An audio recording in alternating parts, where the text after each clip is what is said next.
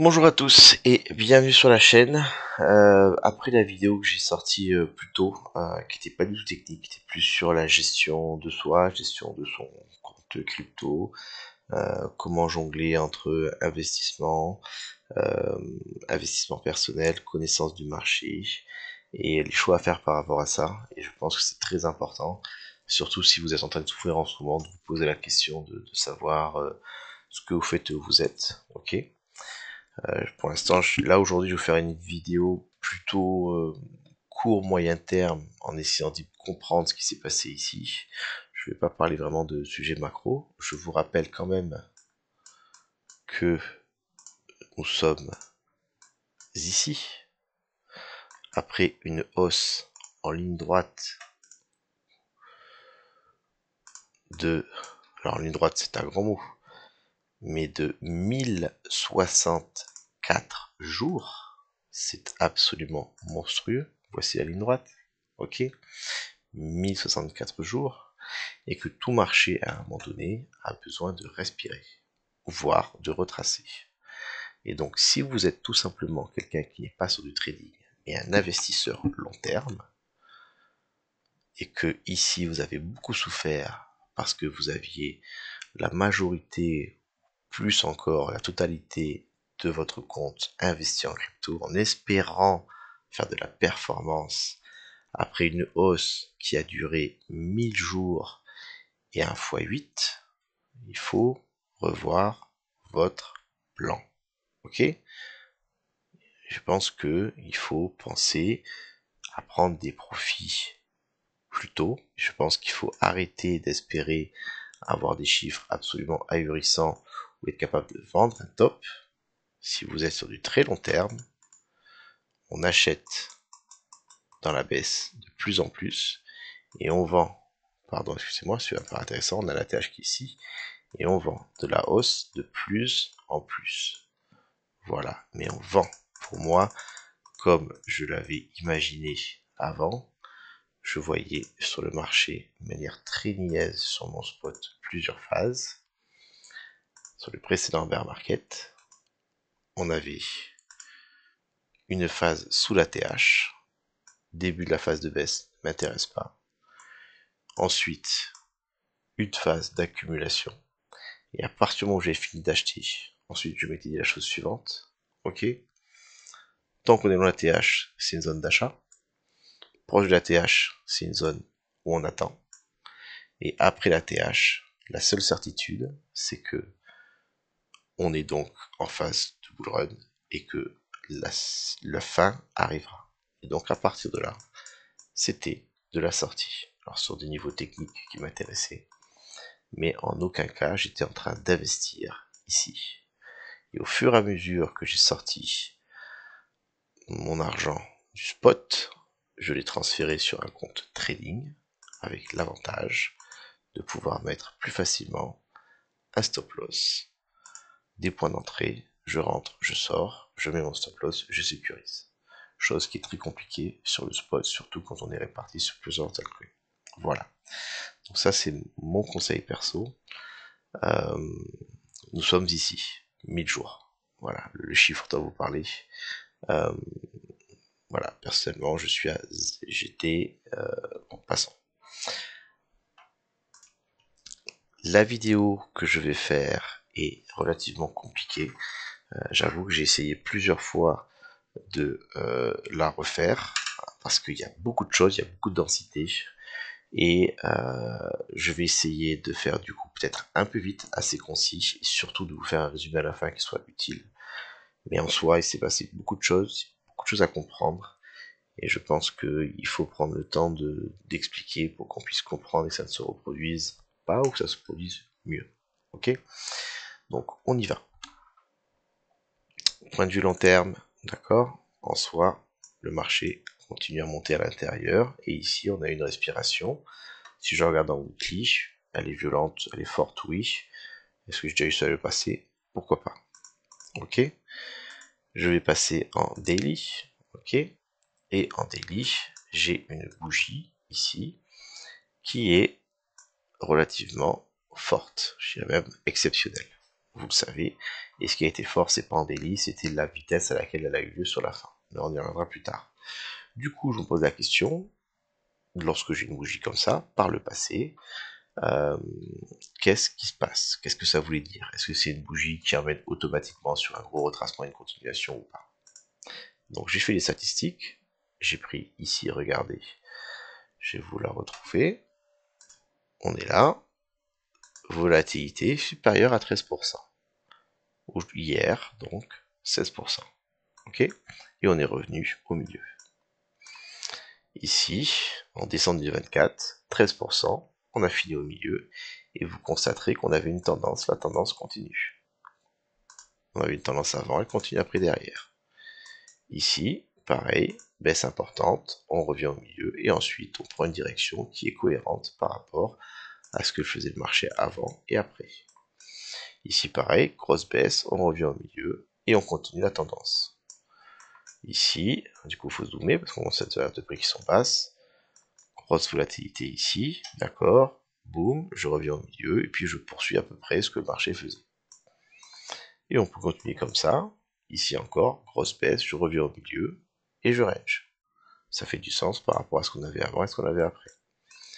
On arrive ici au bottom, ici c'est une des rares fois où, certes, je suis descendu, je suis revenu au milieu, et ensuite j'ai une continuation derrière, une deuxième grosse bougie. Ça, c'était un élément très important sur le marché, c'était le bottom du marché, énorme news, liquidation, voilà, ça a été quand même un élément assez particulier. Vous voyez que c'est arrivé une fois ici. Ensuite, là, je suis dans le bear market, puisque on va aller directement, on va commencer par le top. J'avais un top ici, voilà, 69 000. Première bougie qui est ici, regardez, tendance baissière. J'ai ma tendance, ma grosse bougie, je reviens, et je continue ma tendance. On continue ici, pareil, grosse bougie, 13%, boum boum, je suis pas revenu au milieu, ça par contre vous voyez, mais derrière, ben, je suis quand même à peu près toujours dans l'idée du marché. Je reviens là, grosse bougie, payé, latéralisation, et ici c'est une des rares fois où j'ai une grosse bougie, clôture en bas, poursuite. Voilà, donc l'idée, c'est que la grosse volatilité supérieure à 13%, on en a déjà eu, on en aura encore, et généralement, majoritairement, c'est pas un signe d'un sens quelconque, d'un renversement, c'est un signe de poursuite de la tendance qui existait. Et donc la question qu'on va se poser, puisqu'on l'a eu hier, voilà, quelle était la tendance? Et ça, on verra ça plus tard. Voilà. Là où par contre, on a eu quelque chose de particulier, c'est que ça, c'est sur la carte de Bitcoin, ok, sur les exchanges, qui est ouverte 24 heures sur 24, 7 jours sur 7. Ce mouvement ici, tout d'abord, quand il a eu lieu, quand il a commencé à se déclencher, je me suis posé la question, est-ce qu'on est sur un mouvement réservé aux crypto, ou est-ce qu'on est un mouvement qui a une raison plus profonde? Et donc je suis allé rapidement sur mon indicateur du marché global, qui est le S&P 500. Pour moi, c'est la bourse. Et qu'est-ce que j'ai vu? J'ai vu qu'on était en plein décrochage. Décrochage exceptionnel. C'est très rare qu'on ait ça sur le S&P 500. Donc j'ai compris qu'on avait un mouvement sur les marchés en général de vente, et donc le Bitcoin allait suivre. Quand vous voyez ça, vous savez que le mouvement qu'on va sur le Bitcoin va avoir également de la durée et de l'amplitude. Ce qu'il faut comprendre, c'est que ce mouvement s'est arrêté ici. On le voit parce qu'on est pile poil à la fin de la bougie, et la bougie s'est arrêtée pendant son mouvement. Ça, pour moi, c'est problématique. La bourse clôture à 21h, donc là on a clôturé ici. Si on était un mercredi, eh ben, on serait encore en train de bouger, et on pourrait avoir du coup une résolution dans un sens ou dans l'autre, mais le marché pourrait nous montrer ensuite comment il veut agir. Là, on s'est arrêté en plein vol, on a été figé, et la question c'est qu'est-ce qui va se passer lundi? Malheureusement, ce mouvement visiblement est déclenché par Trump et ses droits de douane. Donc, est-ce qu'il va pas nous sortir une phrase dimanche en disant vous savez, parfois on dit des choses qu'on pense pas vraiment, ou alors non, c'est bon, les droits de douane c'est terminé, je les enlève. Voilà, il y a une partie qui va être liée à ça. Donc là, on est sur une phase d'incertitude importante. Le marché déteste ce genre de choses, généralement. Il se sécurise, il vend ou il sort. qu'est-ce qui va se passer à la réouverture? Ben, c'est compliqué, ok? Typiquement dans ce genre d'instant, mon conseil, c'est le no trade. Je ne sais pas ce qui se passe, je n'ai pas d'indication, je ne vais pas prendre des décisions qui vont généralement être psychologiquement mauvaises par rapport à l'arrêté du marché. Je ne fais rien, j'attends de voir la décision se prendre. Donc pour nous actuellement sur le marché crypto, ok, on va arriver sur ce qu'on voulait savoir, qui était la tendance. La tendance, on en parle maintenant depuis pas mal de temps, ok. Nous sommes dans un marché pour moi qui est, je le répète, très haut et très loin, et qui montre des signes importants, de plus en plus importants, pardon, de ralentissement. On prend ça tout simple. Il y a une phase où on monte, on monte, on monte, on monte, on monte. Voilà.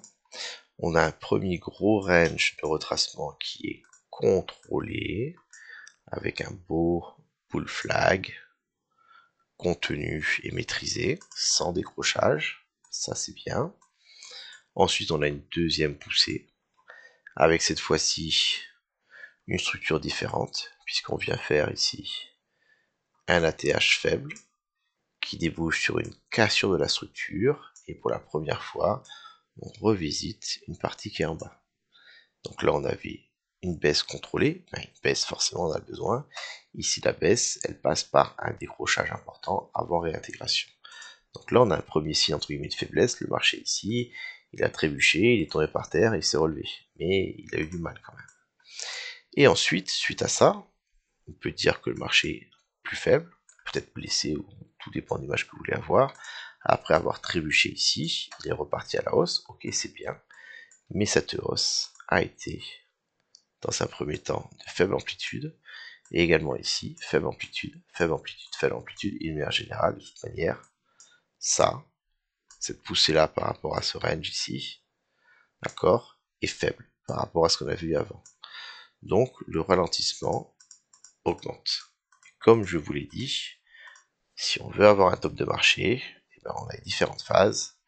Le range à plat, la hausse, et puis ensuite cette hausse va ralentir, va quasiment s'arrêter, et ensuite on va contraire de la baisse, qui va commencer doucement, et qui va accélérer, etc. Donc actuellement, on est encore très haut, hein, on est à 112 000, mais on a du coup le ralentissement qui commence à être visible, et on a la volatilité baissière qui reprend. Pour toutes ces raisons, depuis un certain temps, et c'est pour ça que dans mon plan de semaine, je vous l'avais dit, excusez-moi, c'est pas ça, c'était... Oui, ma bulle, c'était ça, voilà. Je m'attendais à un ATH faible, et un retracement attendu sur les 120K.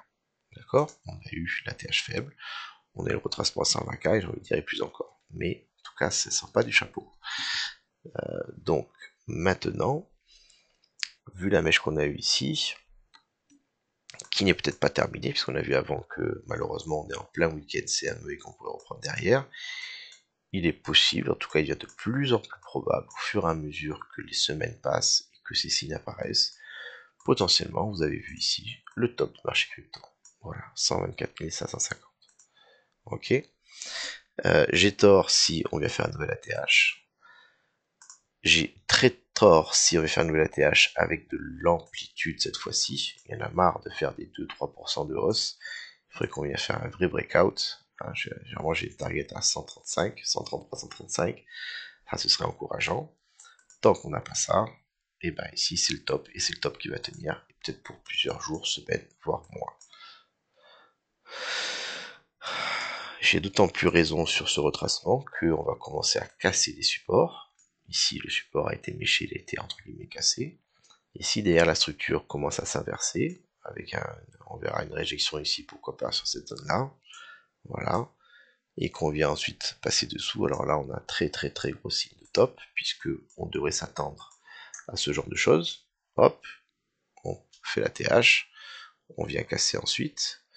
Sauf que cette fois-ci, si on revient à ce que j'ai dit avant, qu'on avait quelque chose de contrôlé, puis contenu avec un décrochage, et ben si on était assez niais et qu'on voulait imaginer ce que pourrait être la suite dans la faiblesse, on pourrait avoir quelque chose qui tenait, le décrochage, le range, qui ensuite cette fois-ci casserait vers le bas. Voilà, étape 1, je baisse contrôler. Étape 2, je baisse et je me casse la figure. Étape 3, je suis trop fatigué, je baisse, je me casse la figure et je me recasse la figure. Et là, on commence à avoir vraiment un top moyen long terme qui est posé et potentiellement un market. Les cibles, compliqué à dire. Déjà, le marché a changé, hein. On n'est plus du tout sur les phases paraboliques comme avant. Donc le retracement serait probablement et logiquement moins profond que ce qui a pu être par le passé. J'ai un VWAP long terme qui actuellement est à 65 000 $. J'ai ici des liquidités qui sont latentes avec un niveau support résistance. Voilà, je vous trace comme ça, mais ça, ça, ça, ça me plaît. Ok, voilà, je ne vais pas m'étaler dessus. Là, on est sur un temps très long et c'est pas ma temporalité. Donc, pour nous maintenant, on va maintenant chercher des niveaux techniques. On va venir sur du court terme. On va opérationnaliser ça. Qu'est-ce qu'on peut identifier comme niveau pour nous dire si on a raison ou si on a tort? On a le range qui est ici. On le fait comme il faut le faire. On va prendre notre volume profile encore une fois. On va tracer. Ok. Qu'est-ce qui se passe? Regardez, les choses ne sont pas au hasard. Donc, déviation. Là, je rappelle toujours, déviation et intégration, borne opposée. On l'a eu avec un dépassement. Actuellement, on s'accroche sur notre borne basse. Donc, pour moi, à la reprise de la bourse, ou peut-être même pendant le week-end, si on perd ce niveau, et que notamment en plus lundi, voire lundi soir, lorsque la bourse US aura lieu pour la première fois, on vient poursuivre sous ce niveau, on validerait une perte, encore une fois, du range, avec la probabilité, puisqu'on a réussi un ATH avec une baisse aussi forte, d'avoir cette fois-ci, comme je vous l'ai dit, probablement une continuation baissière pour venir plus bas. Notamment parce que ceci est comme ceci ici. Ici, c'était un fake ATH qui a eu lieu pendant le week-end. Ça, pour moi, c'est une fake prise des liquidités. Elles ont eu lieu, hein, les ordres qui étaient là ont percuté. Mais regardez ma carte CME. On a clôturé ici. Le CME a clôturé avant la plus grosse partie de la baisse. Sur le CME, j'ai toujours un gap à venir clôturer à 110 400. Donc 110 400, notez-le bien, hein, c'est une cible. Et j'ai toujours des liquidités du CME en attente ici. Est-ce que ça veut dire qu'on y est forcément? Je ne sais pas. Mais ça ferait un sens que, tout comme on avait fait précédemment le fake ATH pendant le week-end et le vrai fake ATH ensuite, et ben on pourrait avoir du coup lundi la continuité et l'aboutissement de ce mouvement baissier. Et à voir, une fois que ceci aura eu lieu, s'il a lieu, quelle est la direction que prendra le marché. C'est vraiment là que c'est pour ça que je suis en attente et que je conseille d'être en no trade. On sort ses sous, du moins on sécurise et on attend de voir ce qui se passe pour prendre des vraies décisions dans des moments importants. Je sais, je voulais revenir sur la carte BTC. Voilà. Je vais pas trop m'étaler, on pourrait parler d'altcoin, du fait que la Bitcoin dominance est en train de souffrir énormément depuis un certain temps, ce qui est également un signe de top, puisque forcément BTC dominance, voilà, on va se mettre en weekly, ok. C'était monté très fort, on a eu notre alt season et actuellement on est en train d'inverser, donc c'est quand même pas très encourageant pour plutôt un signe de top, ok, etc. etc. Ethereum également, BTC qui est venu casser à la baisse et qui continue à baisser pour l'instant, pas de signe encourageant pour l'instant. Donc je m'excuse, aujourd'hui c'est compliqué, c'est long et c'est la 4e ou 5e vidéo que je recommence. On va revenir sur ce qui nous intéressait, qui était le technique, sur BTC. Donc c'est simple, enfin c'est simple, ce que j'imagine. À la ouverture lundi, qu'est-ce qui se passe? On reste dans notre range, on a la possibilité de venir du coup refaire une rotation et de repartir vers le haut. On perd notre range, on casse, on reste en dessous, on tient sur résistance. Et ben je verrai une continuation. Si cette continuation a lieu, vu l'état du marché, il est probable qu'elle débouche sur une prise au niveau du CME de ces liquidités-là. Également de venir ravaler cette mèche horrible qui généralement est ici pour le marché à avaler. Et à ce moment-là, on verra ce qui se passe. Est-ce qu'on vient casser les 100K psychologiques? Pour le marché, les 100K, c'est important. Venir dessous, c'est une prise de liquidité. En plus, j'ai une mèche qui est là. Voilà. Ou est-ce qu'on vient pas carrément faire une rotation où on viendrait réintégrer le range précédent qui était là? Et on a donc ici, regardez, pour un rebond après la prise de liquidité, 96 900. Grosse cible éventuellement pour avoir une position. Et après ici, les 89 000, et si ça casse, ben on fait niveau par niveau, et après on commence à arriver sur notre cible long terme. On peut prendre un mois, une semaine, ou 6 mois y aller. Mais pour l'instant, ça reste tout à fait possible de mon point de vue. En résumé, on va essayer d'être simple et concis. Ok, c'est pas évident, il s'est passé beaucoup de choses. Ce que je veux dire, 1. Le marché monte depuis très longtemps, depuis 1000 jours. Le marché montre depuis de plus en plus de signes de ralentissement. Il faut s'attendre à un moment donné qu'un top soit posé. Potentiellement, à chaque fois qu'on a un fake ATH ici, on peut poser un top de marché, ou en tout cas, ça laisse présager un retracement important. On a déjà eu un ici, qui finalement a débouché sur un retracement puissant et qui est reparti. Et on a à nouveau, on a eu un ici. Okay. À un moment donné, ce sera le bon, et plus on monte, et plus il est probable que ce soit le bon. Donc potentiellement, ici, vous avez vu le top du marché crypto. Sur, du coup, les heures et jours à venir, ce que j'imagine, je vais regarder comment va réagir le marché. On a le range qui est ici, qui a été traversé. Actuellement, on s'accroche à la borne basse. Si, à la réouverture de la bourse lundi, on vient poursuivre la baisse et qu'on perd ce range, je m'attendrai à une rotation au minimum pour venir prendre ses liquidités, voire à ravaler complètement la mèche. Ok. Si par contre ce niveau tient en support, qu'on réintègre ce range, on pourrait voir une poussée. Et à ce moment-là, ce sera intéressant de voir ce qui va se passer. Cette poussée pourrait déboucher sur une réjection magnifique, regardez ça, qui serait sur point of control plus 618 et qui nous déboucherait peut-être sur une continuation baissière ensuite. Voilà, ça pourrait être un top de marché à Dead Cat Band. Voilà. Ou alors, si on franchit ce niveau et encore plus qu'on repasse au-dessus des 120 000, à ce moment-là, on pourra penser qu'ici on aura eu un magnifique piège, qu'on aura liquidé enfin tous ces gens qui étaient montés dans le train ici, en ligne droite, et que le marché aura peut-être enfin la force de venir reprendre sa hausse. Et cette hausse, pour qu'on valide une poursuite pour au moins des jours, voire des semaines, il faudra qu'elle fasse de l'amplitude. Si on a encore quelque chose de faible, eh ben on va encore refaire le même scénario, probablement une grosse baisse derrière.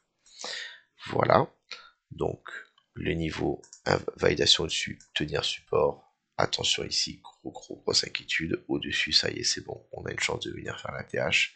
Dessous, alors là, ça peut aller vite, parce qu'avec cette structure et cette faiblesse du marché, on peut venir assez rapidement ravaler la mèche, prendre ses liquidités, et ensuite, si on commence du coup à réintégrer sous les 105 000, on vient dans ce range. Et ce range me dit que ici, ça m'intéresse. Point of control, liquidité du bottom qui est là. Voilà. Si on perd ça, ici, niveau support résistance, bande basse. Et si on vient perdre ce niveau, eh ben on commence à se rapprocher du support le plus long terme que j'ai, qui est le VWAP du bottom, qui est là. Voilà. Qu'est-ce qui va se passer? Je ne sais pas. Je suis actuellement en attente, je me suis sécurisé et j'attends que le marché prenne sa décision. Et à partir de là, je pourrai réagir. Voilà, pas de solution magique, des solutions techniques et je vous souhaite donc du coup un bon week-end, bon courage et la réouverture de lundi promet d'être vraiment très intéressante.